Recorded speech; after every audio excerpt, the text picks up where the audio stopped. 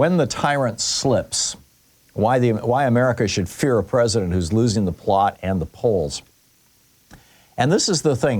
Dictators don't give up power easily. And in fact, wannabe dictators, people who are sort of dictators but not quite yet, think Vladimir Putin in 2002, when his publicity was, or his popularity was slipping in Russia. And so what did he do?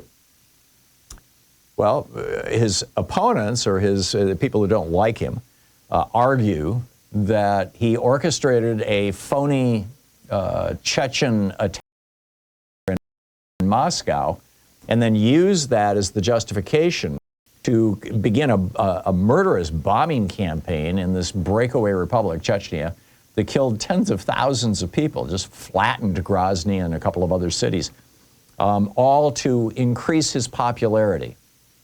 The same thing with, arguably, with Benjamin Netanyahu. There are people, including former members of the government, who have argued publicly that Netanyahu intentionally ignored warnings that the October 7th attack from Hamas was on its way, and pulled back security around around that area, around where the settlements were, where the actually just Israeli cities outside of Gaza, leading to a grand excuse for him to start this bombing campaign of Gaza, which was designed to keep him out of jail. Now that's a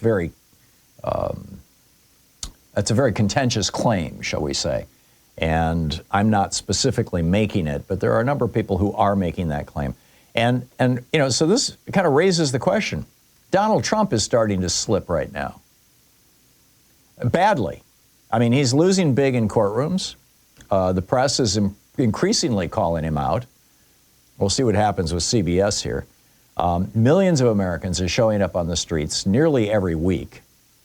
And as anybody who's ever lived or worked in an autocratic state, and I have, I can tell you, a strongman or a wannabe dictator is most dangerous when they're on their back foot, when it looks to them like they might be losing power. That's when they reach out for something to regain that power, to regain that popularity. The first lesson that they teach in dictator school is that there must be an enemy within. Of course, Trump did that with Mexican rapists and murderers are coming to America. But, and in the years since then, his enemy list has grown to include trans students, drag queens, black protesters, black legislators, majority black, S-hole countries, teachers, colleges, scientists, public health officials, Democrats, and NATO. But the second lesson that they teach in dictator school is that big splashy attacks on the country are excellent opportunities to gain popularity and seize more power. I mean, just ask George W. Bush. When George W. Bush, in the first year of his presidency, George W. Bush's presidency, from January 20th, when he was sworn in, until September 11th of 2001, George W. Bush's popularity was below 50% for most of that year. It was just in the tank. Why? Because the BBC had put out this report. The reporting was done by our buddy Greg Palast, that went viral worldwide, in which they exposed the fact that while George W. Bush won Florida by 537 votes, just 2 or 3 months before the election, his brother, the governor of Florida, Jeb Bush, had ordered Catherine Harris, his Secretary of State, to purge at least 57,000 black people off the voting rolls of that state. That's how George won. And the world figured this out. I mean, this was not a secret. When he had won by 537 votes, the Supreme Court of Florida said, we need a recount. Let's recount the ballots. And they started that process. And according to the New York Times, which later actually recounted all the ballots, had that recount proceeded, Al Gore would be our president, would have been our president. We wouldn't have been lied into 2 wars, and we wouldn't have seen a massive tax cut that nearly doubled the national debt, or increased it by a good chunk anyway. So, this was not a secret, this stuff, collectively, that Bush was basically an illegitimate president. But what happened after 9/11? Bush's popularity went from below 50% to above 90%, the highest it's ever been recorded in the history of polling in the United States. Same thing happened in 1995 after Tim McVeigh blew up the Oklahoma City building, the federal building, killed, 300 and some odd people, including a lot of children. Bill Clinton's approval rating had been below 50% and it dropped to over 80%. And while they weren't doing polling in 1941, I think it's safe to assume that the same thing happened with FDR after Pearl Harbor. So keeping this in mind, that an attack on the United States, a terrorist attack on the United States, may well be the best thing that could possibly happen to Donald Trump politically. Consider the following facts, and if you want the references to these, every single one of these bullet points are hot linked to original mainstream media reporting backing them up. You can find it over at hartmannreport.com. Very easy to find, and it's free. So here it is. The first 2 months of this year showed a shocking 25% increase in terrorism and politically targeted violent attacks, with an average of 3 attacks a day and more than 400 people murdered by domestic terrorists during the past 2 years. So what did Trump do? He shut down 24 different projects tracking terrorist threats in the United States. As Trump is deploying more and more federal law enforcement officers, particularly ICE, and they're often hiding their identity and faces, Trump killed off the federal database that tracks federal police misconduct.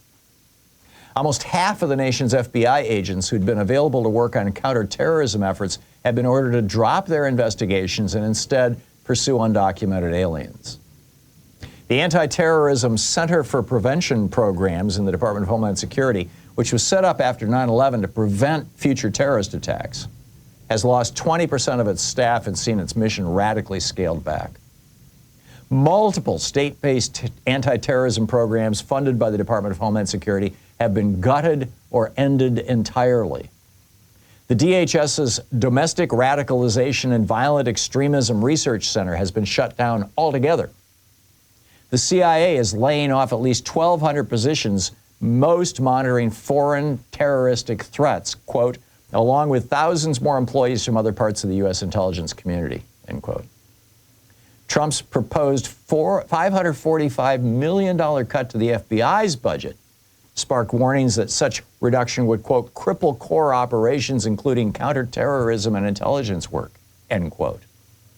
Trump defunded the state and local anti-terrorism training program, SLAT program, which since 1996 has trained more than 427,000 law enforcement and justice system practitioners to identify, investigate, and interdict domestic and international terrorism directed against the United States. Just last month, Trump terminated 373 different anti-terrorism grants from the Department of Justice's Office of Justice Programs, rescinding about $500 million in remaining balances. These cuts affected anti-terrorism operations in 37 states. And open apologists for Putin and authoritarianism in the United States are now in charge of our intelligence agencies and our FBI. At the same time, Trump appears to be preparing for the type of authoritarian crackdown that Germany saw after the Reichstag fire that, put Hitler into power in January of 1933. He issued an executive order. It was titled, Strengthening and Unleashing America's Law Enforcement to Pursue Criminals and Protect Innocent Citizens. But what it does is, here's an actual quote from it, quote, the Secretary of Defense, in coordination with the Attorney General, shall determine how military and national security assets, training, non-lethal capabilities, and personnel can most effectively be utilized to prevent crime. You get that? Preventing crime is a police function.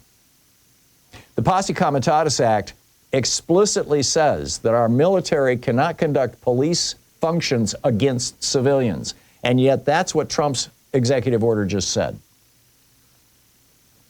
As I mentioned, Putin had a similar problem, and he ginned up this, it's alleged he ginned up this attack by the Chechens. Netanyahu had a similar problem. He got bailed out by October 7th. So history shows us that when autocratic leaders are cornered, they sometimes welcome terrorist attacks, sometimes even create them. I mean, they're still debating whether Hitler, did the Reichstag fire or not.